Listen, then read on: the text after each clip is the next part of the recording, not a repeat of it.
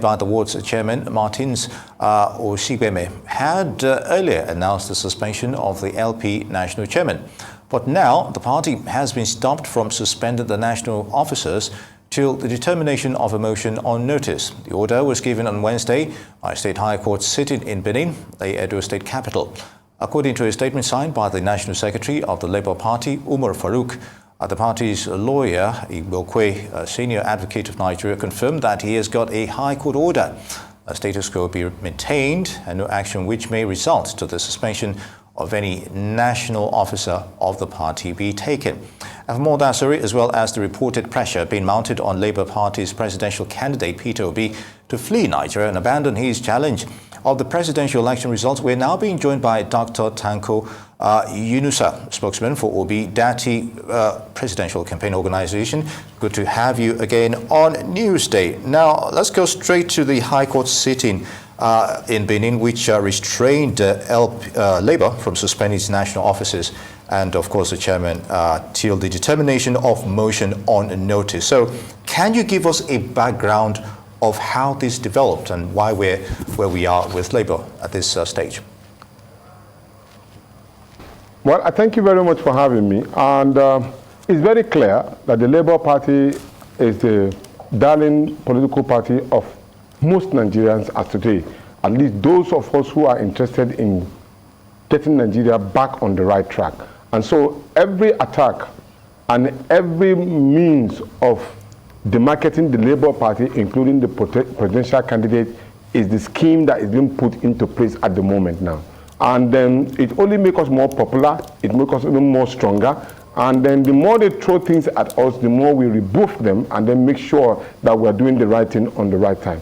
With regard to the issue of the court case, it was very clear that some certain individuals who feel they are being kind of sponsored and then being, being aided in order to destroy the legacy that has already been built over the years, collaborated and conspire against the leadership of the party. But interestingly also, the court now has already said, okay, stay action on this particular matter until when the substantive case has already been established. So we will wait, so that until when the cases itself has already been adjudicated, and then the court make pronouncement accordingly. That's as far as we can say on the matter, since it's already in the court of law. But as it remains, the party leadership still remains in focus. The chairman of the party, Barrister Julius Abure, and then the secretary of the party, the treasurer of the party, Ms. Oluchi and Umar Farouk and Ojuku, are all very much in their positions until when the court says otherwise. And that is exactly what we will wait for.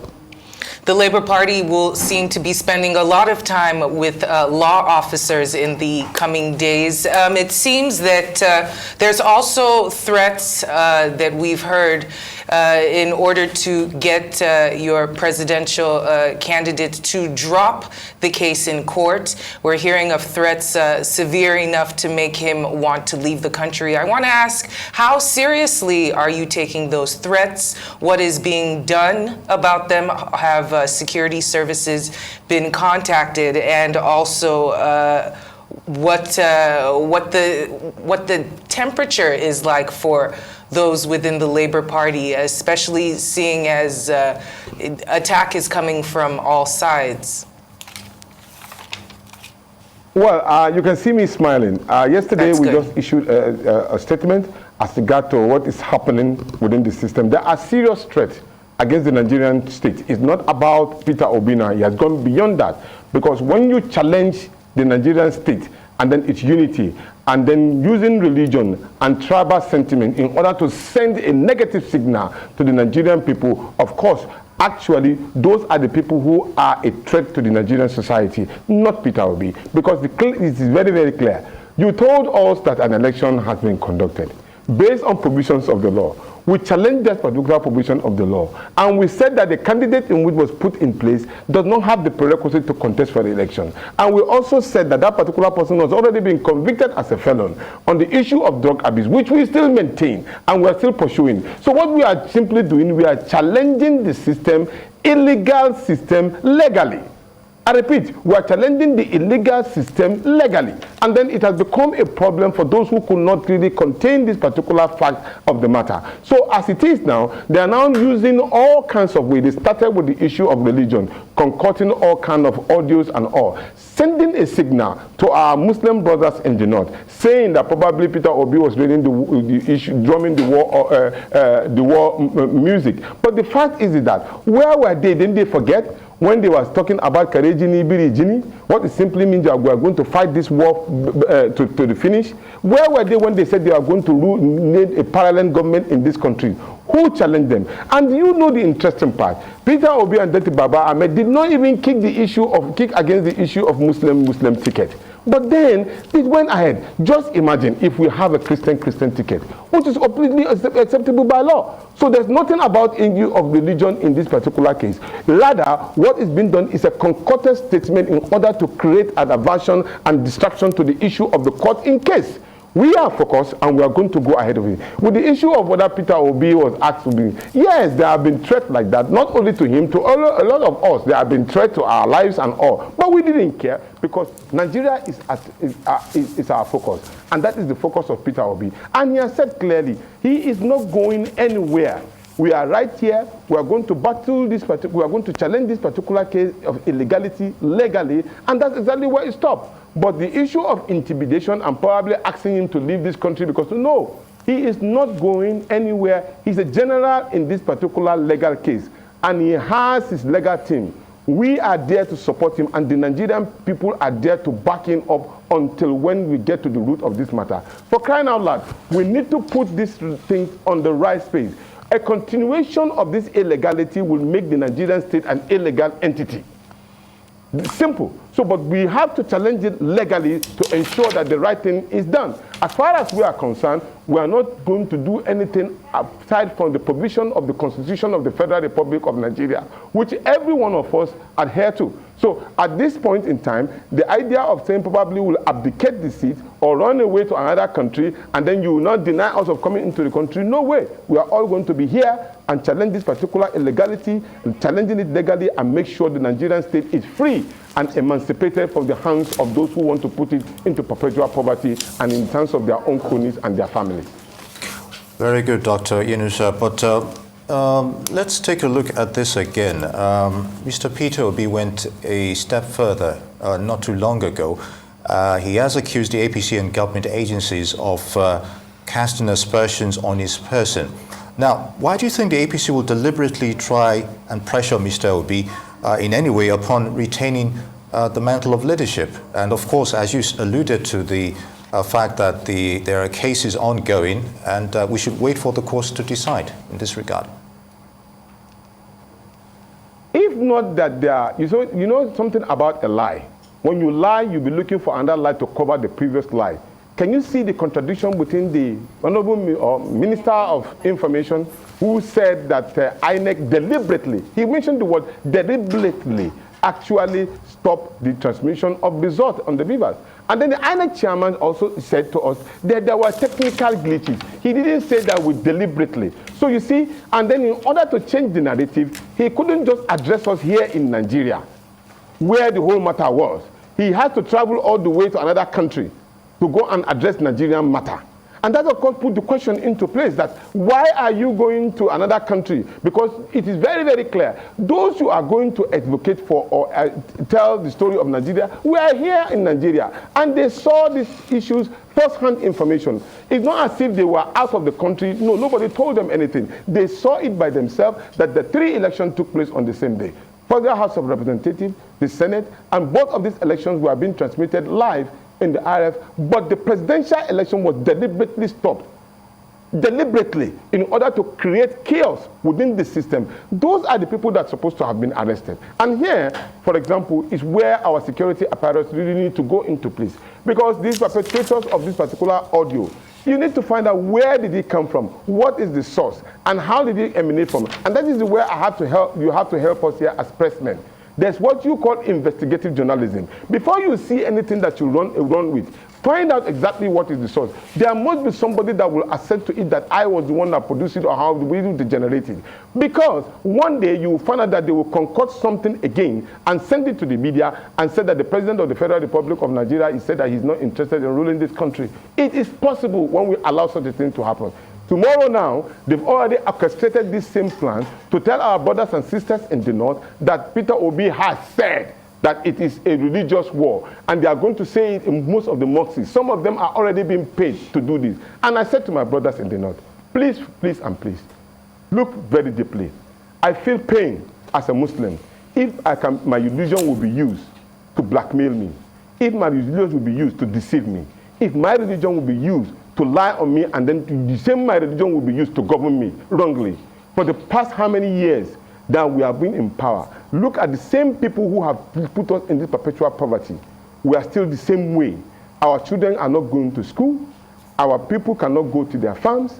People cannot travel from point A to point B. We have the largest number of poverty. We have the largest number of almajiri on the streets. And then these same leaders have not done anything to emancipate the northern people. But yet, they still go back to the same northern people and lie to them, manipulate them, tell them lies. And they will use our religion to deceive us. It is time we say no to those who are using this deliberately to put the Nigerian people, especially the people from the northern extraction, into abject poverty. And that is exactly what Peter Obi is out to fight. It's not about religion. This is the same man who said that don't vote for me because I'm a Muslim, I'm a Christian. Don't vote for me because I'm an Igbo man. Vote for me because I have the capacity and the competence to change the Nigerian state. And that's exactly what we are standing for. And we are asking that for the fact that for a very long time, these same people have put you in the same poverty line, would you start continuing to believe in their shenanigans and their lies and their concocted story? It is time to put a stop to it, and this is the best time to do it. I do believe that the Nigerian people, especially the northern people, do know the right thing from the wrong thing. Tomorrow, that's what they are trying to start to do. And of course, you know, and that is exactly what it simply means, that these are the same people who are concocting these particular lies in order to put this country in. We are obedient and we are peaceful, loving Nigerians, and we are ready to stick with the issue of the law as regard to what is constitutionally enshrined in the Constitution of the Federal Republic of Nigeria. Nothing more, nothing less. If the court today said that at the end of it all, we are found to lose, I can assure you that Peter Obi will go and congratulate the winner democratically. But aside from that, he said, he who seeks for equity must come with clean hands. And he who wants to be a president, who wants to be called an excellency, must come through an excellence way. It's simple and short. Will there be tactics employed in order to battle some of these lies and false information that you said has infiltrated and has started to confuse the minds of individuals? And I say that because not only did you bring up the tape, but we also know about the interview that was done by Dati Baba Ahmed that has been getting quite a bit of backlash. And it seems that in both of these instances, whether or not the intention was true, their own words were used against them. Is there going to be a more intensive PR campaign? I don't know if this is even possible with situations in court, but how do you begin to counter some of those alleged lies and concocted situations? How will you begin to do that in order to get the Labour Party and the obedience back into a place where the discussion isn't silly, you know?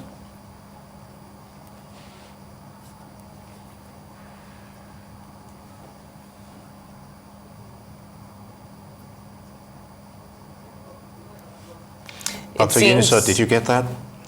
It seems as though we have... No, I didn't get that. I only got the information as regard to whether there may be intense way on how to tackle this particular lies that were being perpetrated. Right. One, if that is the question, the fact still remains that we on our part, we will try as much as possible to dispel these particular lies, just like we are doing now. And we employ all Nigerians that have the opportunity to dispel all of this. There are people who do what they call fact-checking. They can also go ahead and do. But then, most importantly, for anybody who is in government has the right at the moment now to do the right thing. It's not about the people in power at the moment. It's about the Nigerian state, which of course any security officer has been paid to do, to protect the state as against the heinous crime being committed against the state. If today I've been found wanting, I'm ready to be arrested if I've done something wrong. But I know I'm trying to do the right thing for the interest of the Nigerian people. And I'm asking the security officers to do the same thing too. Go and do investigation as regards to those who are behind all of this perpetration of it. Look, how can you just pick up somebody's conversation, assumingly it is so, and then you think, it's just like me and you now discussing, somebody now and concoct it into something else and set the country on fire. For what? For God's reason, for what? For what? So these are some of the things that the security apparatus need to checkmate as quickly as possible. Don't forget that you are in the office today. Tomorrow you may not be in the office, but Nigeria remains. But it depends on how you protect that particular Nigeria that it will be useful for you tomorrow. But when you treat it with levity and treat it with disdain and treat it with equality and fairness and equity, it will come back to haunt you tomorrow when you leave the office. It's simple. It's not like a science. So do the right thing for the interest of your own future, collectively so. I mean, even for those who are even in the interest of concocting this particular story, are they happy with the situation of Nigeria as of today? If you collect certain money now to concoct stories as against the Nigerian state or against another person, does that make you better? Because at the end of it all, you will spend the money, but Nigerians remain. And probably is it destructive or is in the right place? Would you be happy with it? I know you will not be happy. So in that case, why don't you do the right thing so that you will be happy tomorrow? Indeed, Dr. Yunusa, I'd still like us to delve on issues, on specifics here. Martins Oshigbeme's role that prompted the suspension move on the national chairman initially. Now, talking about doing the right thing, is the party taking punitive action against him? Because let's face it, this isn't good PR for for Labour regarding the achievements you've had so far. Let me make it clear. Section 17 of the Constitution of the Labour Party, Article 17, make it clear. You cannot remove the chairman of the party from his position unless through a national convention. And the national convention must be the one that is being called specifically for the removal of the national chairman. So it is clear. So a national party chairman cannot be removed by a local government or a ward level chairman. It's not possible in the constitution of the Labour Party. It's not the same constitution of PDP or APC or any other political party. And this is where it's very important. There are five or four documents that control the political party. The Constitution of the Federal Republic of Nigeria, the Electoral Act, the party constitution itself, bylaws of the political party. In this case, the party constitution is very, very clear. Article 17, as I read that to you, specifically made it. So where did the state or the local government chairman get his power from to suspend the national chairman? It is actually wrong ab initio. It will not even stand, except the national convention, that is where. So taking it specifically, that particular suspension was already done in error. Do you think to a large extent what propelled him to do what he did in the first place? Have you actually investigated this? I have already extrapolated this particular fact. It's either been engineered or been financed or been a third columnist, because already the party is becoming it. Now, how do you explain to me, even if you are justifying the cause of the party chairman not doing well, how do you explain for a party chairman who has not been known for almost how many years now to have won a political party and also, won a state as a governorship candidate with 2 or 3 more in the court of law to be won by the same national chairman and at the same leadership of the party. Then at the same time won 38 or 34 Federal House of Representatives. You are talking about 8 senators from nowhere. This particular man has been able to achieve this milestone within a short period of time. I think he deserves an applause. And for now, and even for that, again, he has also presented a presidential candidate that is already just waiting to be announced as the President of the Federal Republic of Nigeria. How well do you want a success to be recorded? So you don't have even any single right, rather than to pamper this particular chairman and his ESCO to say, well done, you've done a great job. Nobody can be perfect, I agree. But then if you want to even remove the chairman, you must follow the rules and regulations of what is enshrined in the party. He who wants to swim, who wants to go into the pool, must know how to swim. So if they want to remove the chairman, they should have known what is contained in the constitution of the party before they even delve into it in the first place. So it means that they don't even know how to swim and they are going into the waters. Well, let me pivot the conversation for a little while. There has been a lot of discussion about how this tribunal will roll out their investigations before swearing in of the president-elect on May 29th. There are a lot of calls for all the transpirations to happen before the swearing in. Hopefully, we're not so sure how that schedule will work out. What is your take on whether or not the hearings are done before or after the swearing in of the president-elect? The idea of the presidential tribunal ab initio was to adjudicate on matters of electoral, post-electoral matters, so that they will be done with it before they swear in officers who are to take over oath of office. So we are expecting that particular cases that we've already filed will be dealt with and dispensed with early enough within the particular threshold before the announcement or before the swearing-in ceremony. Be as it may, we are ready to go all the hog when the adjudication will be done, but it has to be done in real time so that we can be able to be protected by the provisions of the law. And the provisions is very, very clear that those particular issues should be dealt with before the swearing in. And that's exactly what we are expecting. But even though we know the shenanigans and the other ideas from the opposition will try to drag this particular position very longer than necessary, but then I think it's a straightforward matter. And then if we really want to do justice to our country, we can dispense this particular case in just 1 month.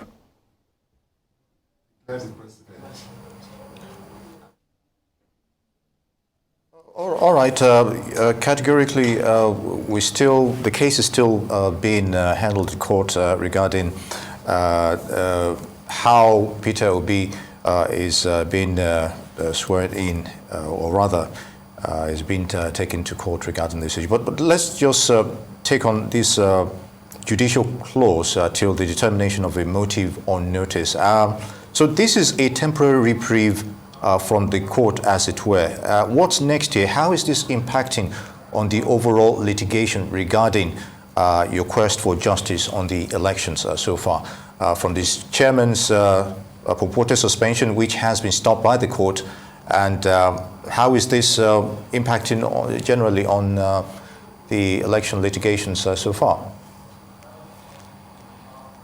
Well, as far as we are concerned, being that the stopping in action of that particular case, it gives us room to focus on the issues at the moment. We are having election in Imo State, we have election in Bayelsa State, we have election in Kogi State, and the leadership is preparing towards having a credible candidate that will run for election. Concurrently, while we are also facing the issue of the case in the presidential tribunal. So we are going to just be focused on our attention and let the lawyers do their dealing. But one is already in the public space is that there is an orchestrated attack against the Labour Party and the presidential candidate, which is simply because already they know we stand on the path of the truth. Because if not so, there wouldn't have been any attack. The question you want to ask is that why are they not attacking other presidential candidates? Are we the only person that run for the presidential election? No, we are not. But because already we stand on the path of the truth, and then this, of course, credibly show to the Nigerian people that is where the pendulum is. And everybody will now know that we are on the part of the Nigerian people. We are out to claim their mandate in which they've judiciously given to us, and we'll continue to follow that judiciously. We are not going to do anything apart from what is contained in the Constitution of the Federal Republic of Nigeria. We will remain focused, determined, and continue without being distracted at all. That particular mandate, we will reclaim it by the grace of God through legality, but not illegality. Well, and on that note, the chief spokesman of the Obi Dati Campaign Council, Dr. Yunusa Tanko, thank you so much for